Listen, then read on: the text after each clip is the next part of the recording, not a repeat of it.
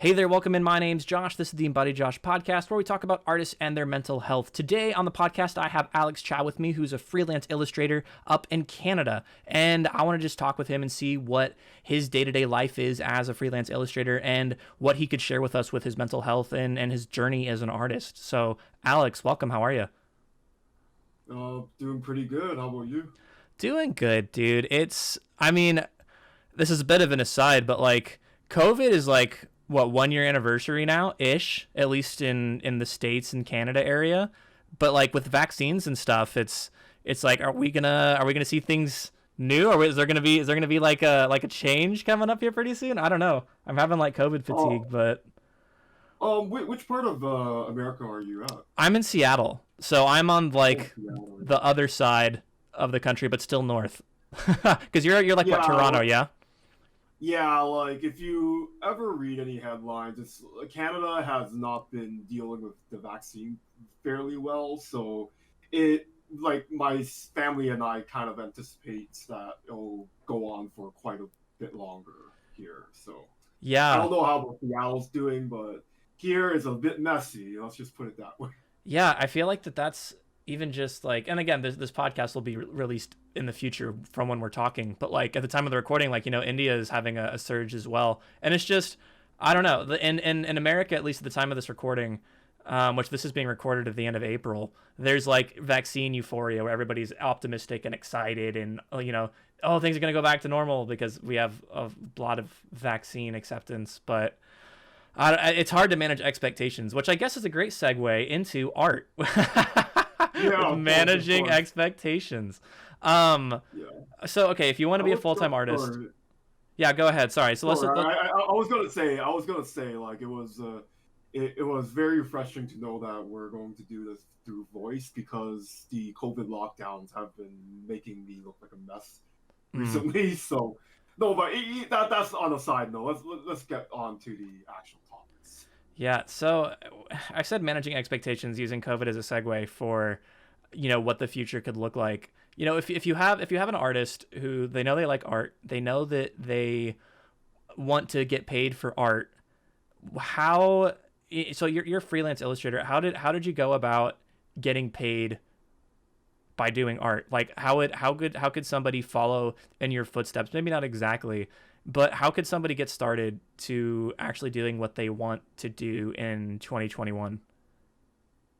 Um, well, I'm not going to pretend that I am coming up at in 2021, right? Because I Hmm. graduated from my college in 2013. Hmm. So any advice that I give, I just want to preface by saying that it could be different in today's era. I don't know, right? But Hmm. I will tell you exactly how I went about it.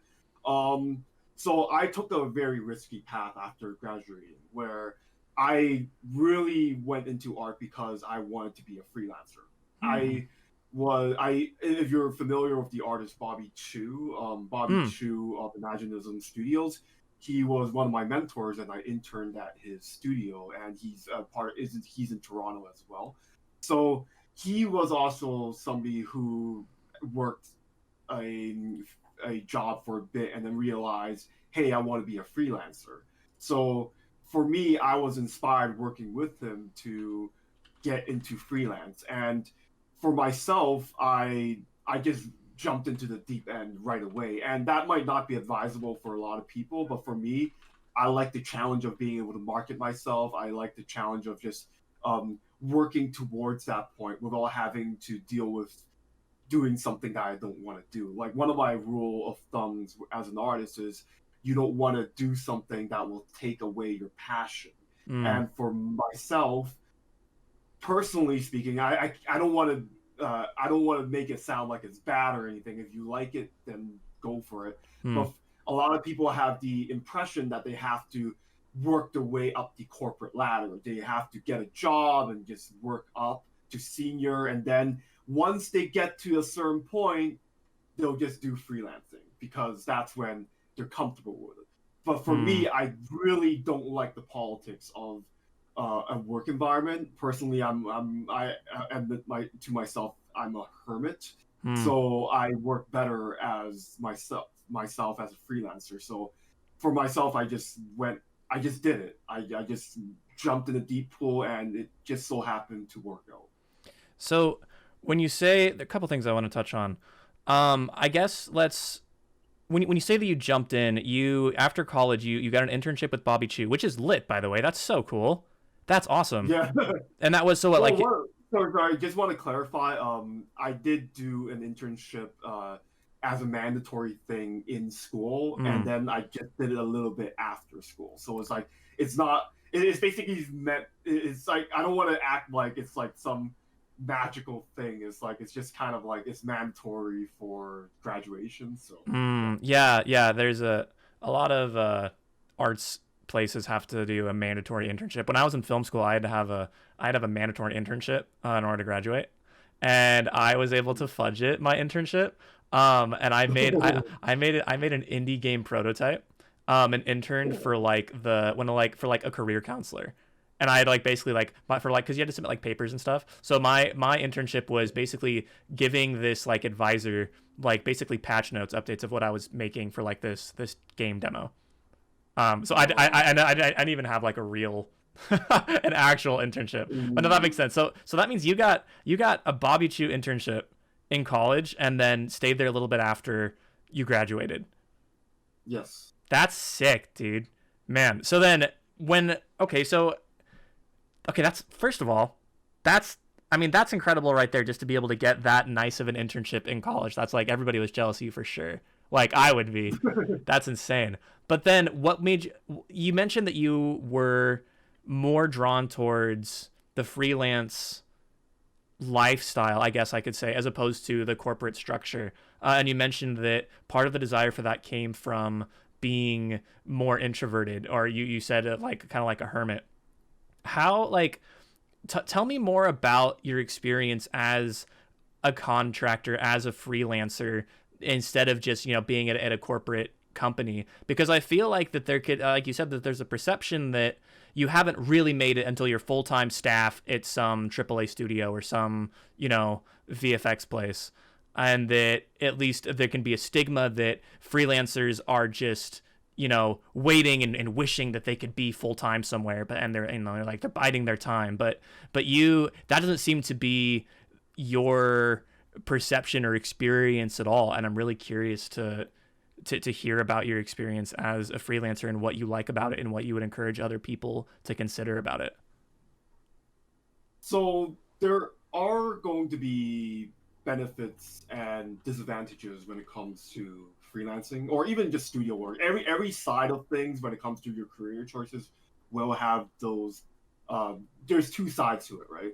So Mm, for me personally, um, as I said before, when I worked in the studio very briefly, and it wasn't a good experience. And it's not the fault of like anybody, right? Like mm, even when I interned for Bobby Chew, it's not like it's their fault. It's more like I don't like the structure of a 9 to 5 where I have to work at a certain uh, set of hours. And mm, for myself, I am the type of person to really make my own hours. Like if I want to just slack off, well, in a way, like it just have a break. I don't want to say slack off, but sure. sometimes I just want to have like an hour midday just to pop up League of Legends or something. I just Mm, want to play a game. I'll do that, and but like when I work 9 to 5, there's just something about it where I can't take any breaks. You just have to work through the hours. It just doesn't seem to work for me. And mm, when it comes to freelancing, I can when I get contract work, they're not hovering over my head when I get it done. I could work like midnight to 4 a.m. if I wanted to, or it mm. could be normal hours. Whatever I feel like, it just works for me. And it's again, it's not what some people really need the structure. Like some friends I know really enjoy the structured approach of a studio, but for me, I can't do that. I have to go about the things for my own way, and hopefully that makes sense, right? Yeah. No, that does.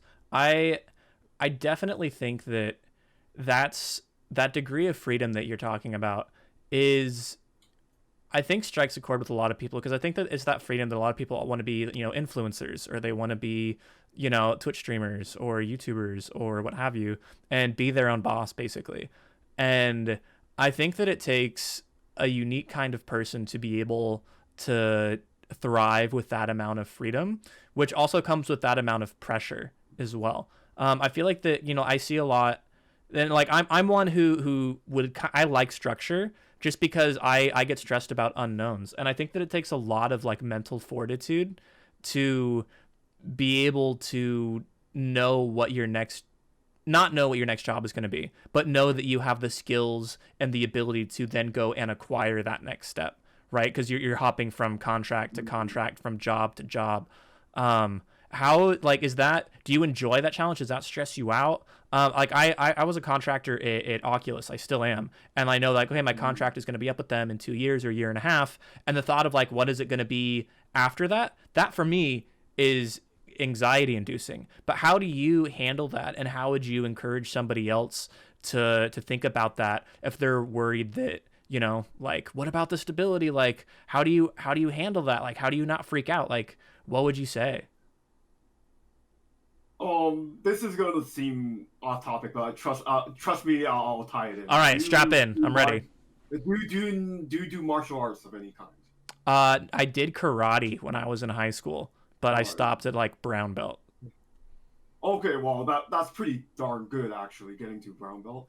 But I'll tie it in. So what I am a avid martial artist. I do MMA.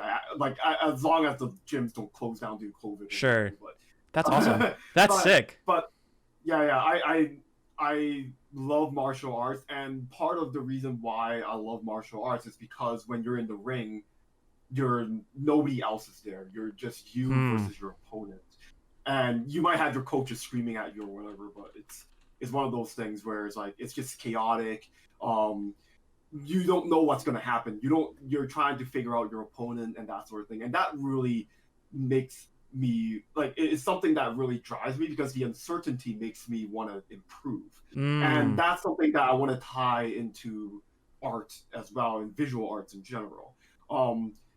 Yes, when I started out as a freelancer, it was really, really chaotic. Like as you said, you don't know when the next contract is, because obviously when I graduated, my skills are not there per se.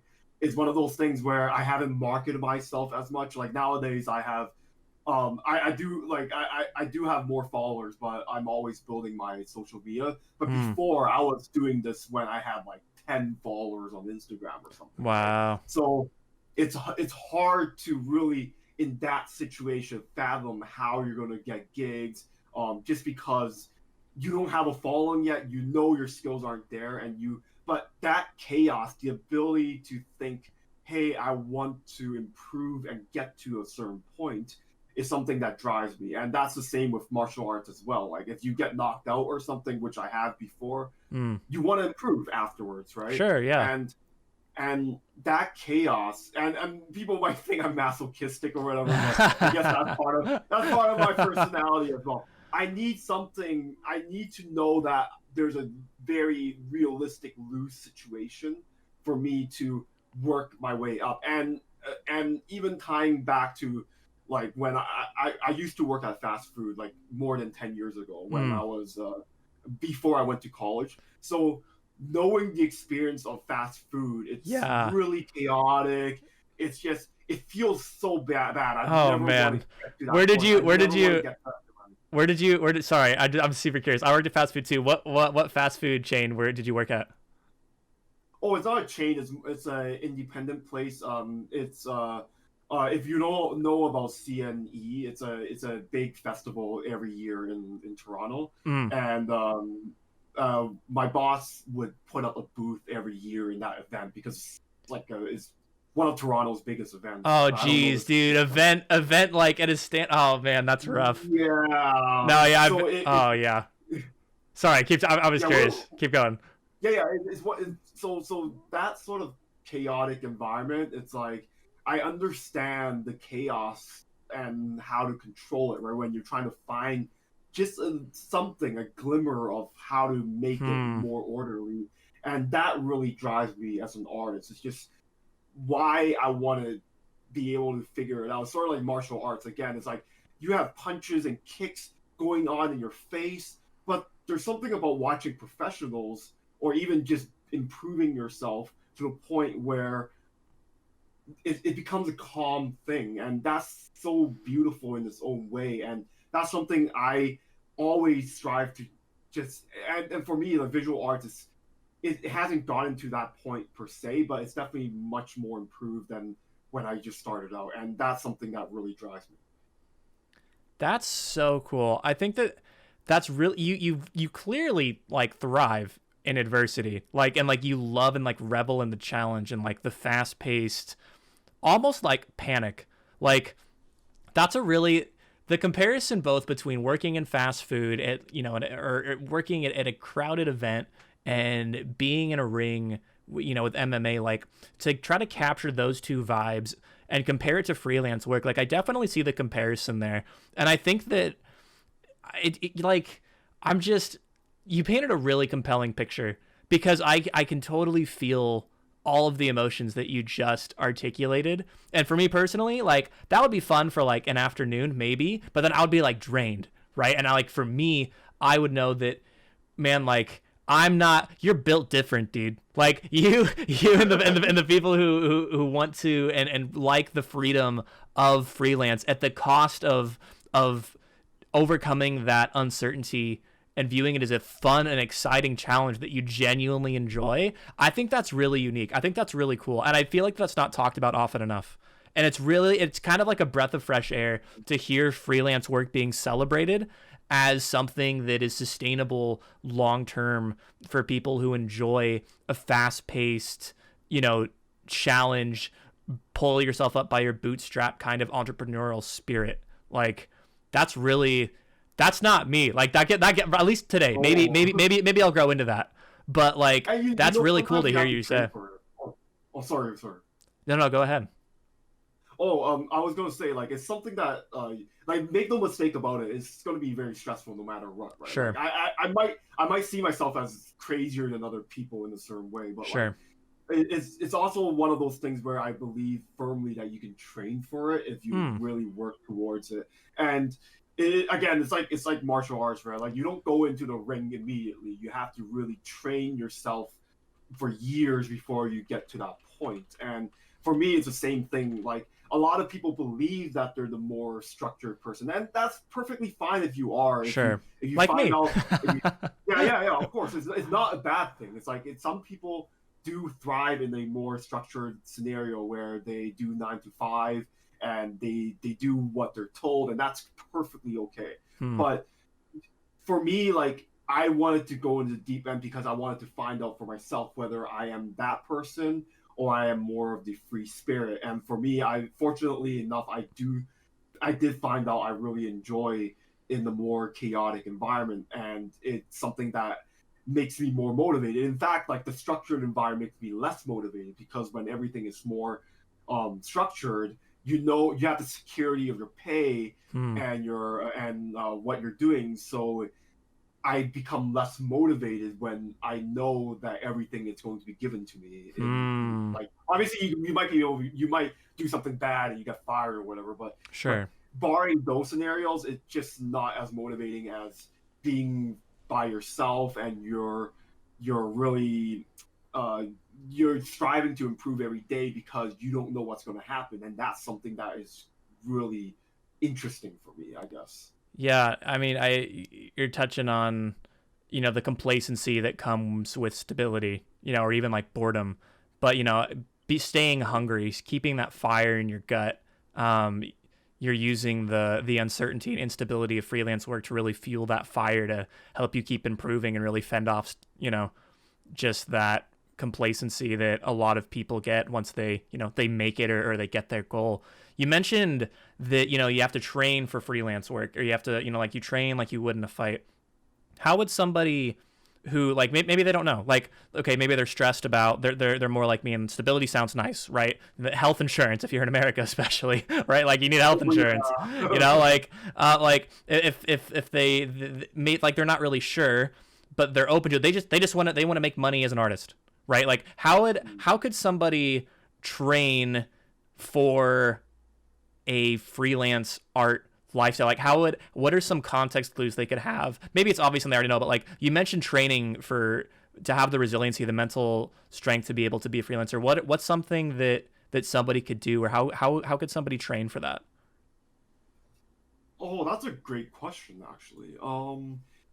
I guess the biggest skill set that you really have to train for is understanding how to make smaller goals. Hmm. So when you're in the structured environment, right, like a studio, you're told your goals, right? Every day, your boss will come up to you and tell you, okay, you need to draw this character by this deadline. Okay, Hmm. sure, right? But as a freelancer, you don't get that, right? All you know is, let's say you just want to make money. Obviously, everybody wants to hit a certain point in their career, but that's can be a very far-reaching goal, and it's very ominous as well, very nebulous. Hmm. So it's very important as a freelancer to really tie down your goals and really make smaller objectives. It's sort of like you're in a video game, right? Like Hmm. you want to beat the game, but you don't want to just think all the way far into the end of the game, right? A lot of times games really get you addicted because they always have these smaller goals. So pick up 10 weeds off the ground or something and hand it over to this NPC for gold or something. So that sort of thing. Yeah. But so as a freelancer, you really have to think about smaller goals that you can achieve in a reasonable amount of time. So for instance, if you want to, let's say, make money, right? So first of all, how can you make money without having to get all these professional gigs, right? Hmm. Well, there's things like you could make an Etsy store. You could go to a convention. Now it might be a bit hard during COVID, during this time of the Sure. interim year, but so like small stuff like that where you can sign up and you don't have to have other people come to you. Hmm. Stuff that you can do that's reasonable. So like Etsy especially, a lot of people don't really take advantage of making their own online stores, and that's a big mistake. But that's a small goal. Even saying, okay, now that you made the store, what can you do? What's your next goal? Okay, I want to make that first sale. How do I make my Etsy store good enough that I can sell that one piece? And that's something that is completely achievable and something that is tangible for you. Hmm. And again, being able to be realistic with yourself and making your own goals is a very vital part in being motivated as a freelancer. Wow. So, I mean, it's basically like that. It's an entrepreneurial spirit. Like you've got to be motivated. You Yeah. got to be able to make your own goals. That makes a lot of sense. You mentioned an Etsy shop. Do you have an Etsy shop? Oh yes, I do. It's just Art of Chow is exactly how it sounds. Okay. No spaces or anything. But yeah, I've had that for I guess 6 years now. And Shoot, dude.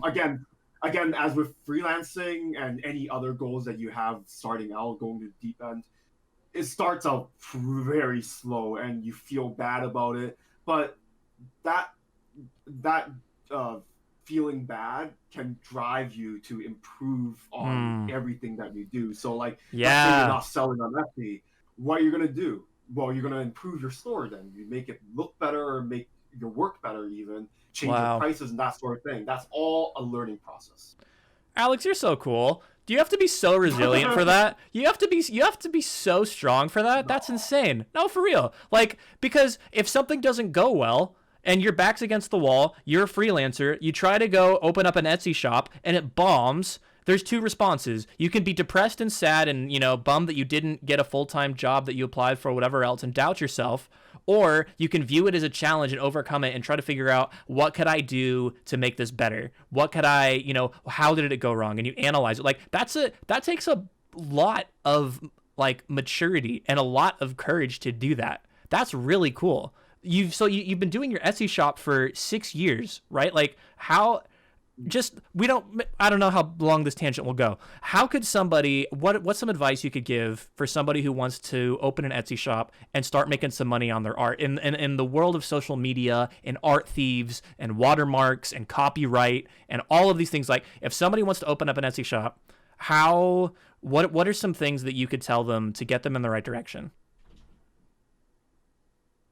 That's, I guess the biggest thing is, I guess there's several things actually, and one of them is very generic, but at the same time it'll encompass your entire freelance work. So I always advocate for people to really explore their style. And if you have a very unique style that's true to yourself, I think it'll start to speak to people and you'll create your own market.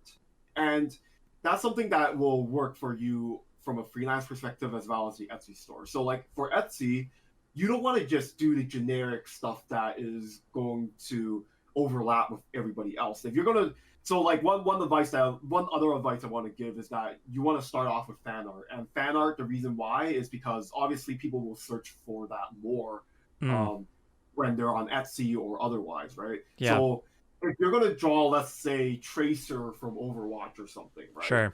Why do you want to draw her in the same way as everybody else? You're just, when somebody searches for Tracer on Etsy, they're just gonna see the same image over and over again. But if you draw it in a very unique manner, even from a thumbnail standpoint, they'll be able to immediately see, wow, this is something different, and it'll stand out. And that's something that you really want to capture as a freelancer. It's like one of the benefits of working on for yourself is that you get to decide your own creative image. And when you're able to do that, you can really discover a lot about yourself. And when you find the style that you're looking for, because everybody is an individual, you'll be able to create something unique. And when you create something unique, people will notice you for that. Wow. So basically refine your style and don't try to follow trends, but also, man, that's it all. I mean, I'm not surprised, but like everything always comes down to be yourself, make your own style, and the money will come. And make no mistake about it. I don't want to make it sound like it's very easy, right? Oh, sure. There's a lot of intermittent stuff. Like, okay, you don't want to price something too much for like that your competitors become cheap in comparison, right? So like if you're making an Etsy store, there's a lot of like business things going on. But the overarching idea is that you first have to think about your work, and everything else, the business side of things, will not matter if you don't really get down your work. And that's really what I'm trying to say here. So you mentioned before, avoid the things everybody else makes. Like what are some Etsy tropes? What are some Etsy cliches? Like keychains or mugs, or like what's an Etsy veteran? What's something that you, it could be merchandise, it could be a style, it could like what's a trope that people should be aware of with Etsy to try to what's an insider scoop to give them some insight into what type of content or merchandise you've found to do well? Oh man, so the whole mugs thing, like you can get your outlet for your art could be whatever you want. If you have really cool mugs, like no, it doesn't matter if everybody else is making mugs, right? But the one thing I will say is that you really want to avoid just doing a very generic type of anime style. That's personally my take on it. So for myself, I love anime, right? Like, sure. I'm not going to hide about that, right? Yeah, weebs, let's go. But yeah, weebs, yeah. but a big part of it is like there's such a big fan base for it, and there's so many artists that do it that it can be pretty hard to find a unique way to express your love for anime. And that's what people do when they make fan art, right? They're expressing their love for a certain franchise or a certain genre. Sure. And a lot of times, I don't want to name any names, right? Just so I don't want to cause any harm. But there's certain styles nowadays there's certain anime styles where it's like everybody is just copying this particular artist,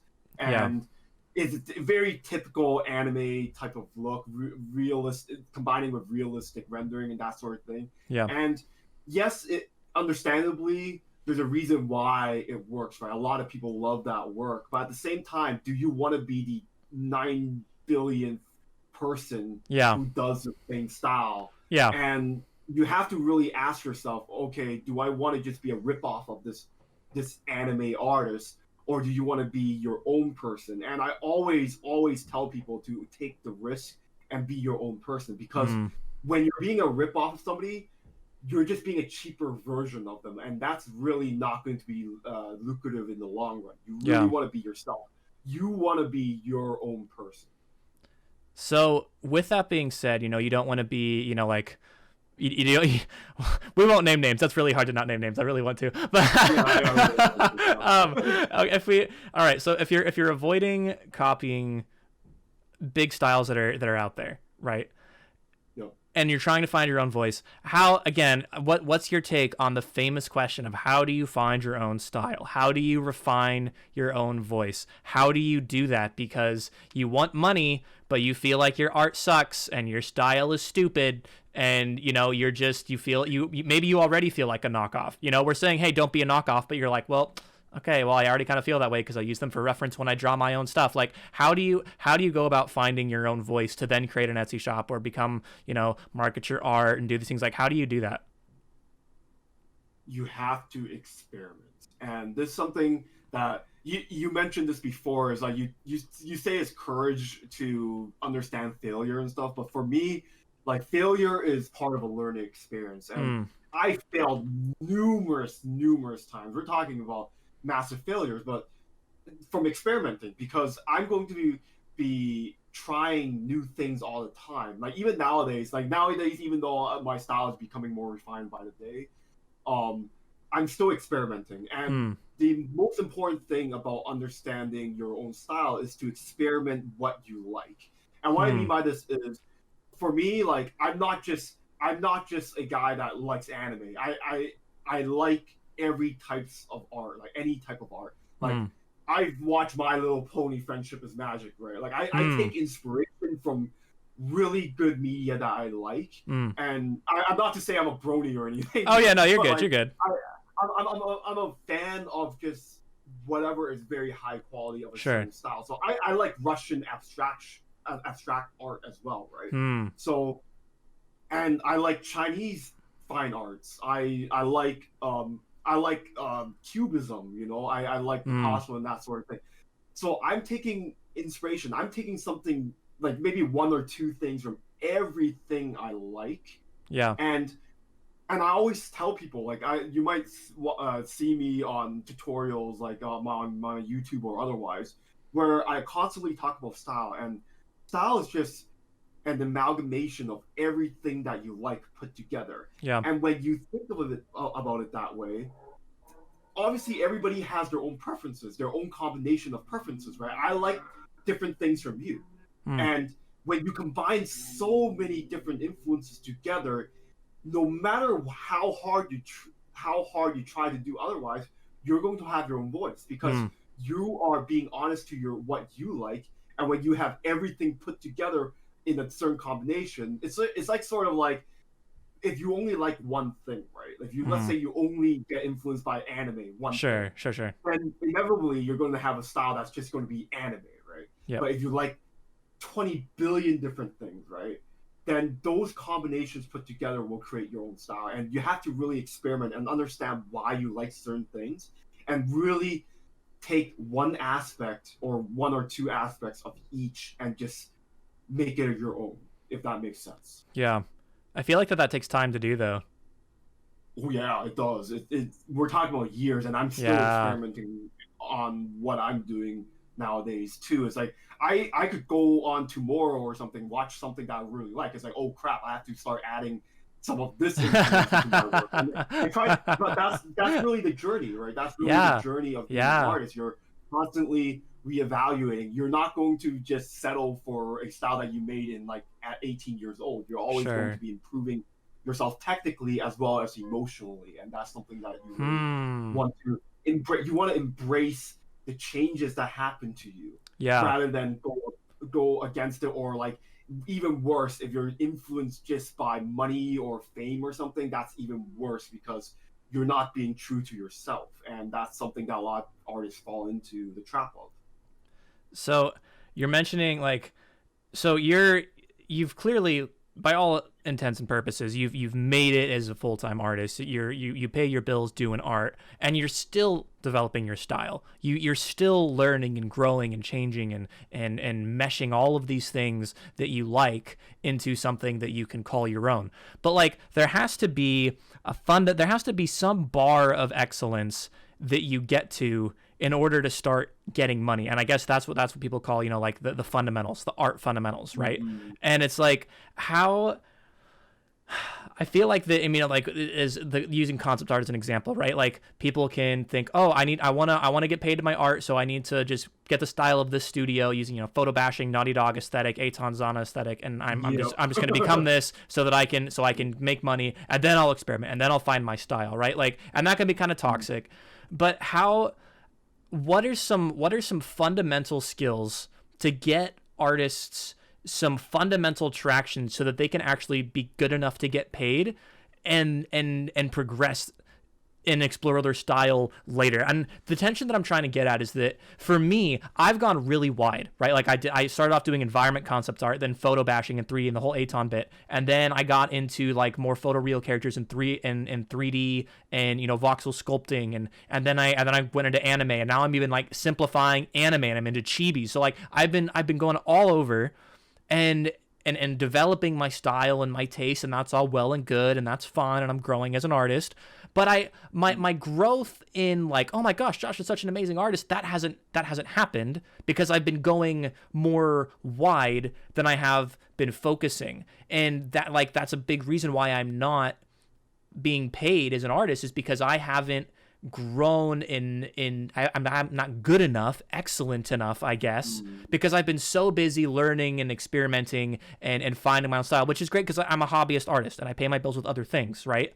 But how could somebody walk that line between trying to figure out what their style is, what their voice is, what they like and what they don't, while also progressing and growing at a fast enough rate to be able to start making money with their art like soon, right? Like how can they not end up like me?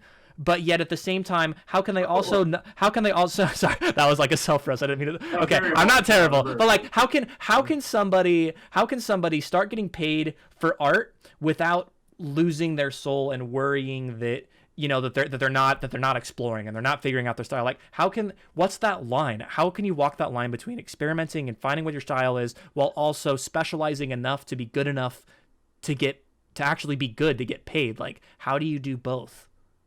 So it's one of those things where it is one of the hardest parts of freelancing, where you have to be objective with yourself, right? That goes back to just knowing your goals and just making smaller ones and stuff. So one of those things where you really have to just it's hard to explain, because it's one of those things where you can fall into the trap of not being self-reflective of your technical skills, and that's probably what you're talking about, right? The fundamentals, the technical side of art. And for myself, the way I see it is when I'm experimenting with other styles, right? Let's say I really like cartoons today. I really want to, when I'm really testing it, emulating that style and studying it, I want to do it influenced by the highest level of that style. So like for instance, like anybody can look into the crappy DeviantArt anime type of thing, right, to study. That's probably not a good idea, because a lot of times they would have fundamental mistakes. But if you study the top end, like Studio Trigger type of anime, where they have that really fundamentally sound style, if you work really hard to study exactly, break down everything that they do, inevitably you will be able to capture and really understand how they go about the fundamentals. And in turn, you'll learn something about the fundamentals yourself, even though you are studying obviously a more stylized work, right? Look up Studio Wow. Trigger. Whoever's watching this or listening to this, like look up their style and tell me that they're not solid in their fundamentals. Hmm. And if you are able to do what they do in an objective manner, like you don't want to move on until you capture it. And when you do, you'll learn something. And trust me, you will. It's one of those things where it's subconscious, right? It's sort of like the way going back to martial arts, it's sort of like sometimes you might watch boxing and you'll just learn something from the pros doing something, right? Just Hmm. because you don't want to learn boxing from some like two hobos fighting in the parking lot. You want to learn boxing from the best of the best, and that's really how I see it when it comes to art as well. Man, that's you know that the answer is good when it's simple. Because like okay, how do you develop your style while also developing your actual technical skills as an artist? Well, just use really good reference. Use really, really, really good reference. And then it's just like a win-win. And it's just a really good use of your time. And make no mistake about it, like sometimes it is very hard to objectively know what is the top level stuff, right? And it comes down to your subjective interpretations as well, right? Hmm. So again, for me, I reference Studio Trigger because I think it's one of the best studios when it comes to fundamentals and just solid anime aesthetics, right? Yeah. But some other person might not see it that way, and it is something that you have to be. I mean, I guess another one that is just really good is Studio Ghibli, right? Like Well, everybody sure. knows Yeah. Studio. Yeah, if you study Studio Ghibli, trust me, you'll learn a lot. But like a lot of times, you might not have that frame of reference to understand that it is the top end of what you're looking at, and Hmm. you do have, again, that's something that you have to work for yourself, whereas like you have to objectively be able to understand what when something is good and when something might be needing improvement for your own work as well as other work that you might see. So use really, really high quality reference. Use a lot of different high quality references, and Mm-hmm. you'll develop your own style, figure out what you like, and also brush up on your fundamentals at the same time. So win-win. Easy. Yep, definitely. That's And fan. and one other thing as well to is just ask other people as well. Like sometimes, like for me, like for me personally, I'm not the type to flaunt my like social media or whatever, but Sure. like likes, like the amount of likes that an art piece gets or whatever. Mm. But I do take note of what people do like and what people they don't like. Like sometimes Ah. a work that I might experiment on something and it gets like 10 likes or something, something that is just not working, and I would kind of get a frame of reference. Hey, maybe it's not working here, Yeah. or you can ask your friends or family just for just an outside eye can really help you. So you mentioned the social media as being a freelance illustrator. Obviously, and it's 2021. You started back. What you graduated in 2013, so it's 7 years ago. So you started when social Mm, media wasn't as prevalent, and you yeah. you you gave a caveat that maybe your advice might be outdated because of the influx of social media. How did like what are you looking for? How do you get a job now today? Like I don't like. I'm sure you probably have work now, but like how do Yeah, you? definitely. So how do you utilize social media to get another gig? What does networking look like, and how do you use social media to work for you instead of just using it as so, as a consumer, as something to just compare yourself to other artists and get depressed? Like, what's your relationship with social media as a freelance illustrator? Yeah, so first and foremost, it's like as you said at the tail end of that, it's you don't want to compare to other artists. Like for me, it's like I worked 7 years to get to my point, and there's obviously artists like people much younger than me who have like millions of followers or whatever. You Sure. don't want to get depressed over that, and but like either way, like for me, like you have to be able to um have at least some sort of fan base, and it will help you in the long run because people will come to you, right? Early on when I started freelancing, I had to go to other people where I had to email specific people with my work, and even though I do that occasionally now, it's not as frequent as I used to be because nowadays, because with my social media presence, um, talent scouts usually get uh, find my social media online, and that's really the important part of establishing your base. Where Mm, obviously you don't want to compare yourself, as you said, to other artists. You don't want to feel bad about it, and just stop doing it. Right? You just want to slowly build and just improve your social media over time and compare to yourself and not other people. And eventually, if you are being honest with yourself, as in combination with everything else I talked about, eventually people will be able to discover you. And they just might have some work for you, paid work. So again, it's one of those things where you have to build towards it. And there's no really secret formula. And I'm not here to say that in 2021 it's as easy as before or sure. whatever. I don't know that experience, but either way, you just want to start building and progressing, making small goals, as I said, and eventually you'll have uh, people noticing you.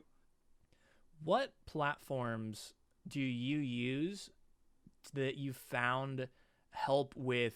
You mentioned that talent scouts find you, which is so nice. That's so convenient. That's like that's. Yeah. I mean, we talked about like stability and like me liking stability. In my book, that counts as stability. If you're having talent scouts find you and talk to you and offer you work, and you're not going through and panicking trying to figure out what your next gig is going to be so you can put bread on the table, like that's a form of stability, which is really cool. What platform have you found to get the best success with networking or marketing yourself or exposing yourself? As a Twitter, Instagram, ArtStation, what Pixiv? What have you found to really help you professionally as a freelancer?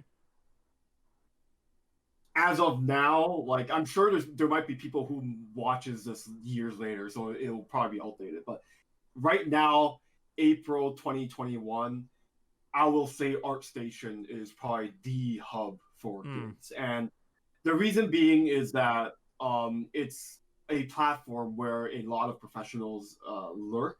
So, in terms of the number of gigs I've gotten from it, I'll say that's probably the most I've like from any one platform.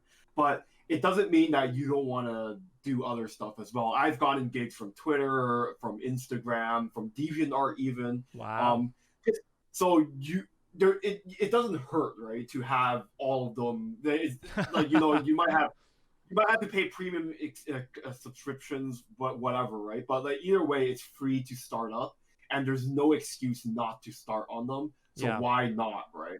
And hey, if you find out that you get more gigs from Instagram, then sure, right? But either way, you have to take that first step for every single platform. And nowadays, with so many platforms, it can be a bit daunting to update. Like every piece of work, I have to update like on 5, 6 different websites, right? Yeah. But it's worth the effort.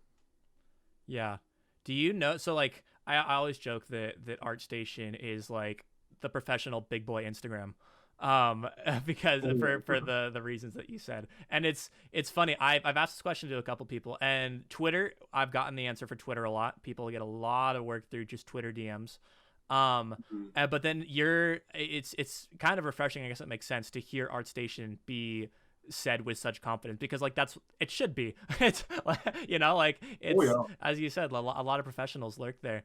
Do you, with your experience on ArtStation, um how would you compare it as a social media platform, given what you just said and the like the severity or the significance of the work that's posted there? How does your posting relationship to ArtStation differ to that of Instagram or Twitter, or even just so much of like ArtStation culture? I mentioned before, the Naughty Dog aesthetic, photo bashing, Eitan Zana like cult Mhm. that was huge in 2013, 14, 15, 16.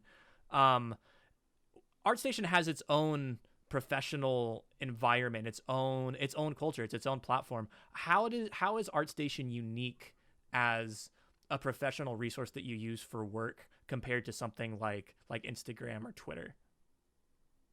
So every social media has their own metagame, right? Sure. And that's something that a lot of artists don't realize until they try it out. And it's something that even I am experimenting nowadays too. Is like my Twitter is not as established as ArtStation, even though I had it for longer because there's a different metagame for Twitter. Sure. So go back to ArtStation. ArtStation has their own metagame as well. Yeah. And the metagame is more professional, and it's like you don't like for Instagram and Twitter. I'll sometimes put funny captions with my image or whatever, or I try to be funny. But it's you can be more casual when it comes to your Instagram or your Twitter or whatever, right? But for ArtStation, I am no nonsense. I'm putting the work down, and that's really it. I'm not gonna say anything weird or anything. It's like people have different expectations for different social media, and ArtStation is one where I don't put everything I do on ArtStation because sometimes I do a sketch. I would post it on Twitter and Instagram, make funny captions or whatever. Yeah. But ArtStation, I only leave it to artwork that I really think will get traction and that people will like. Because again, like a lot of professionals lurk ArtStation, and the last thing you want is like you're putting like the really crappy work that you do on there, and you really want to make sure that the wall that you have on your ArtStation is going to look as professional as it can. Yeah, I that makes sense. I feel like that mindset of, only post the best stuff, right? People like say that for Instagram, they say that for Twitter, like you have to be really conscious about your brand, you have to be really, intentional about what you're posting and how often and what, and make sure it's only high quality. But like, it's nice that if you have ArtStation as the professional place, it frees you up, like you said, to put more loosey-goosey fun sketch stuff on Twitter and Instagram. Yeah, it's like again, it's one of those things where you want to, I mean, every artist has their own brand, right? It's like I don't want to speak for every single person. Sure. Because I'm personally going to say, like, I'm not that big on Twitter, and it's like it's one of those platforms where it just eludes me on how I'm able to brand myself there, just because it hasn't gained traction. Sure. But for myself, with my style, with the way I present my work, that would be my advice when it comes to ArtStation. It doesn't mean that everybody has to follow it. It really comes down to your own individual work and seeing what works for you and what works for other people and what resonates, right? That's the important part. Just whether people love or hate your work, you want to have them resonate in the motion, and that's something that you have to figure out for yourself, for your own individual work. Yeah, and I mean, and you can say that other people do different things, but the fact that you're comfortably living as a freelance illustrator and having reliable gigs, and you're doing this, gives a lot of credibility to what you're saying of viewing ArtStation as being more definitely more professional, more top. Well, I was gonna say top hat, like business formal. So I guess the final question before we wrap up: how would you know when you're ready to start posting things on ArtStation? Is there a time when you should just, keep working and reflecting and practicing on, Instagram and Twitter, and then, you make the plunge to ArtStation? Or should you just, when you think you finish a polished piece, I'm not saying you, but like the audience, when an aspiring artist thinks that they made something and they're proud of, should they just post it to ArtStation now? Or should they wait and go to ArtStation, when you're older? Like, do you have to wait to go to the big kid table at ArtStation, or is that something that they should be participating in and doing now, given everything you just said? They should do it now, because it's, again, it costs nothing to start out, and I've posted like my work I would be ashamed of now. Like it's just one of those things where you don't know when you're going to gain traction and what people like until you actually post it, right? It's really a problem with a lot of artists, I find, young artists, where they're afraid that they might fail. And a lot of times when it comes to social media, is especially true. They just want to make their artwork and keep it to themselves, right? But for me, like, I want to get feedback. I want to see if I'm going to get like 2 likes on this piece. I want to know that people don't like my work, right? I want to know that. But either way, you want to be able to build as soon as possible. You monster. You absolute monster. Yeah. I have family members. I have family friends who are they like to draw and stuff, but it's like, oh, when I tell them to just post them, like they're like, oh yeah, I don't want to, I'm kind of scared and that sort of thing. But Yeah, I we're like sensitive, and dang it. We're not all like you, Alex. Jeez. no, you. So that's something that you would have to train. Like for myself, it's like the way I look at it is like this. Okay, what's the worst that can happen when you are in the ring with an opponent in martial arts, right? You get knocked out or submitted. You break your arm or something, right? Sure. But what's the worst thing that can happen when you don't get the likes and followers that you have on Instagram or whatever or ArtStation? What's the worst that can happen? Like, it doesn't feel nice. It hurts my feelings, my sensitive artsy feelings. But it's like for me, like putting it in that frame of reference, it's like, okay, well, I mean, I'm not getting knocked out. I'm not like actually physically hurt from it. So it's like at worst, it's like you might get a hater to say that your work sucks or whatever. It's like, it's whatever, You get, at least you get that feedback. You get somebody to say that your work is terrible. But either way, you're getting responses, and you want to get responses as much as you can, because especially when you are freelancing, you don't have necessarily a boss to give you that response, right? You generally have to get it elsewhere wherever you can. And a lot of people who get into freelance, they fall into the trap of working in a vacuum. You really don't want to do that. You really want to establish your base, get responses as soon as you can, as much as you can, and see what happens, right? And don't feel bad about it. You have to build that thick skin over time. And for me, again, like I put it in the frame of reference where it's like there's nothing that can really go wrong with it, right? I failed Kickstarters, I failed webcomics, I failed social media. I failed a ton of different things, but each and every time I'm getting responses, and when I get responses, that's when you can learn for next time, and that's something that's very important, right? And I think that, like memes aside, it's your relationship and your view of failure is so healthy and mature and it takes so much guts, dude. You joked about, like, oh, the MMA it's gonna come back. The MMA reference is gonna be relevant. Well, it's very relevant, because what you just described is being so vulnerable and strong to put yourself out there, get roasted, and appreciate it and value it for feedback instead of getting butthurt and bitter and stuck in your head and take it negatively, but to take all feedback and be able to learn from it and grow from it, and as such then post very frequently so you can get as much information as possible. Like that's scary. That's hard to do, especially when you're young and you're still trying to figure out who you are as a person, and you're not really sure what the feedback is that you want, aside from it being good and everybody loves you forever. Everybody wants that, right? Yeah. But like it's I definitely, like, I'm challenged, because what you said I think is the right answer. I think that that's totally right, but that's hard to do, and that requires a lot of courage and confidence. And I think it's really cool that you've been able to do that and that it's worked so well for you. I'll tell you the one, just so that maybe people listening to this will feel better about themselves. I'll tell you the most important experience I had as a career artist. You want to know?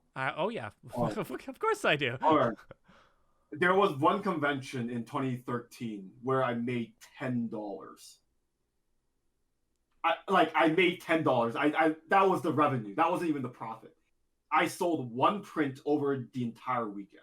Wow. And that was honestly the most important experience of my life in terms of career as an artist, because it's one of those things where, obviously, if anybody doesn't know, like, convention tables cost hundreds of dollars, right? So like, if the revenue is $10, you can imagine it means that there were an entire weekend of people walking by your table and they liked none of it except for maybe one person who bought a print. Yeah. So that experience it felt really bad. Make no mistake about it. I felt very bad. I feel bad just hearing the story and knowing you're fine now. Like, that's awful. You're like in the red, like at least a couple $100, if not close to $1,000, if you had to fly out and get lodging and stay there, and then you only sell Oh my gosh. Fortunately, it was just it was local, so like it Okay. wasn't too bad. But that But still sucks. still, it was again. It's one of those things where it's the mental part of it, right? It's like, man, that it's like maybe it would have been better if I sold nothing. I just made zero because that would be just a total failure. But the fact that there was only one person who got it, they probably felt sorry for me or something. Oh man. But but it was a good wake up call because as a younger artist, like 8 years now, yeah, 2013, that was something that I needed because I needed to know that I could fail really badly. And it's again, it's one of those things where like you don't want to quit off of it because you like you don't want to feel that and be like, oh, I'm just not fit for to be an artist or whatever. Sometimes you just have to like maybe take a break, like just a week break, and just reflect back. Okay, what can I get out of that? Is there anything? If there's like people walking by your table could make some lingering comments, right? Like maybe they didn't like the way you drew faces, or just they would make some sort of comment as to why your work didn't sell Were to you them, able right? were you able to figure that out? Like how did you like if I were you, if that happened to me, I would be so insecure. I would be so sad, and like I wouldn't know where to start. I would just sit in the shower for 2 hours and be sad. Like how did you take that experience and be able to break down the information like you said? You mentioned people like did people make comments? Like did they tell you what you Yeah. didn't like? How did you take that failure and take something constructive out of it? And I don't blame you. And it's a like you said like 2 hours in the shower, just not just thinking. It was a lot longer than that for me. It's like I was not drawing for a week and stuff. Right?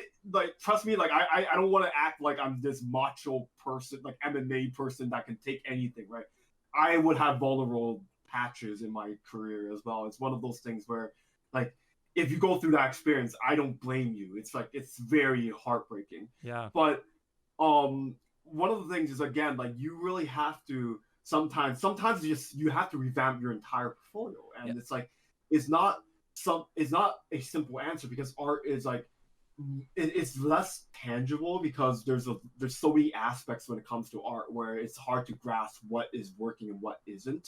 um and sometimes you just have to take whatever constructive criticism that you get and um and use that into rebuilding yourself, right? And like it's one of those things where like you know it might not be indicative of your skill level. It might be just how you're presenting things, and there's a lot of things when it comes to the business side of things that you can't just hit yourself over the head too hard with, right? Yeah. Sometimes things don't work out, So and so sorry, for, sorry. oh no, sorry. I did just I'm curious. What did you what was your takeaway from that experience? What did you take away from that failure and decide needed to change? Like what did you because there's a lot, right? It could have been your colors, it could have been your compositions, it could have been your rendering. Like what did you decide was the reason that that happened and how did you change it?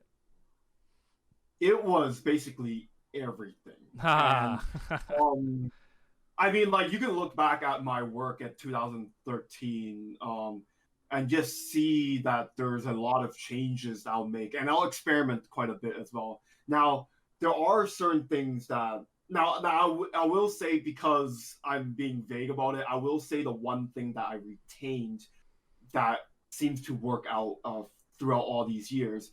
If anybody checks out my work, I have a very brushstroke, very abstract type of look, Hmm. and that hasn't changed because that was something I took from that convention. Where if there's one good thing that people have been commenting on is that there's that unique brushstroke look that I have in my work that I still retain to this day. Hmm. Everything else I would dump. I dumped. I just changed everything else. Was the But piece that that's was something. bought was the was the $10 piece like the one thing that sold was that a loose brushstroke thing? Yes, it's actually Metal Gear Solid fan art. There it I is. distinctly, So yeah, there it is. the one thing that worked, you like doubled down, tripled down on it, and then scrapped everything else that wasn't working. Yeah, so like obviously I don't want to just be Metal Gear guy, right? Like Well, that's sure. something that people meme in conventions and stuff. It's like I'm not Metal Gear guy for a while, but eventually I branched off of it and made the brushstroke look of Metal Gear into my own. Mm, But I had to know that I had to go through the experience of that convention to know how bad it could get mm, and what to take from it. There's that one glimmer of hope that you yeah. can do. I don't want to make it seem like, oh, it's just all negatives, right? You really have to find what was working. And even if it's very slight, you want to have that Yeah. little bit of what worked and really see what you can do with it.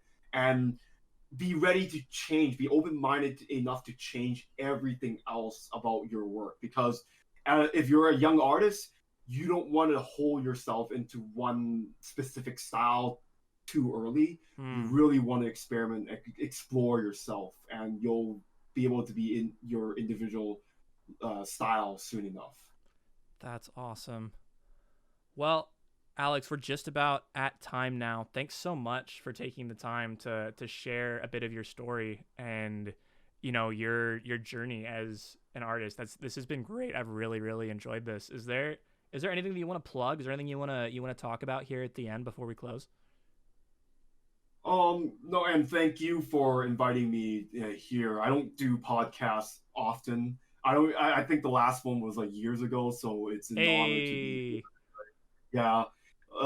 I just don't see myself as that important, Oh, that sort of thing. please. So I don't get invited over to those. Like, I'm sure if I ever become Hayao Miyazaki, maybe I'll change. But Oh that's no. my goal. That's my end game. But anyways, the plugs. You can always go to artofchow.com. All my social media links are there. That's my main portfolio website. I don't. There's a.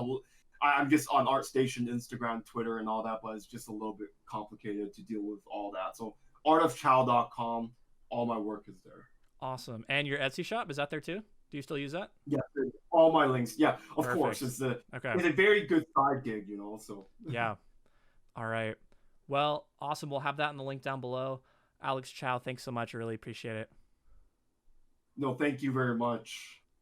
All right. And all you listeners, I hope you enjoyed that. If you want to help determine future podcast topics, you can go support the podcast over on Patreon. And until then, see y'all next time.